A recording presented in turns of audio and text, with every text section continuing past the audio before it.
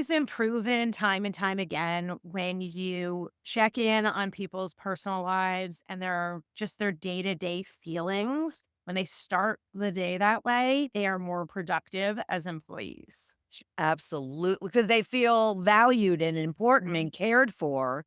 Why is it such a challenge for managers? Because we're shifting them, right? We're Yeah. shifting from bosses slash managers to leaders. Why is it so hard for them to get away from that to do tactical list to being the people side, the servant side? Yeah. So I think it's a lot of things, especially if you're in middle management, you feel like you're getting pulled in two directions, right? You're getting pulled from the bottom, the people that are reporting to you or the tasks, and you're getting pulled from the top, C suite executives, whoever is saying, like, here's the deadline I need. And so you feel like you can't win. You're moving back and forth. And so you're getting more tactical with what you're doing and you're thinking about the task. And I get that. I am a very hyper logical, task driven, I'm operations first. The joke in our office is if you want to know if something looks pretty, don't ask Julia. She's going to ask you if it works first. I totally understand that. And so my inclination, and I have said this to my staff, I'm very transparent about it. My inclination is to just go tactical first. I want to know what's up. I want to get through my task list. I want to, etc. But it's an investment in the success of those tactics to start with the people. And so I often take a step back and go, okay, first thing, we're going to check on people. And it has been a conscious effort of mine over 20 something years of doing this Yeah. to, like, instead of just sit down and dive into the emails or find the thing I thought about last night, to start with the people. And I think it's hard, especially for middle managers, because you have that push and pull and you feel like, well, if I can get through a couple more items, I'll feel more accomplished, which is, I get that. I feel the same way oftentimes. But if you invest in the team first, they will be more willing to do more for you.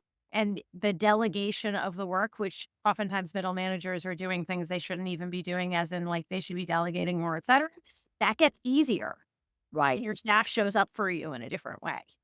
Absolutely. Which I have a number of questions. So, Well, no, just because you're so right, and I think it's really critical, and I do wanna actually get tactical with you, for them around, first off, based on your own discipline, that every morning you have your to-do list, and the very first thing on your list is check in with people. So, would you agree that one tool that our listeners and viewers could be doing, like, as soon as immediately after this episode is that tomorrow morning when they go into work and they start making their to-do list, they add at the top, check in with your people. The next day, check in with your people. And here's my to-dos. The next day after that, check in with your people. yep, absolutely. And, if, especially if it's a, like, change in attitude and people are surprised that you're checking in with them, maybe you're going to get people that are like, I'm fine. What are you talking about? That's okay. The change will come. They're going to appreciate that you're checking in with them. Don't take it personally. Don't take it as like, oh, I shouldn't be doing this. You just need to shift your own way of doing things so that they can see that you're really there for them and you care. And when I say check in with people, like I said earlier, I don't mean like, how's the deadline that's due today? It's more like, how's your kid? How's your life? How's your weekend? And, like, actually caring about your state. Right.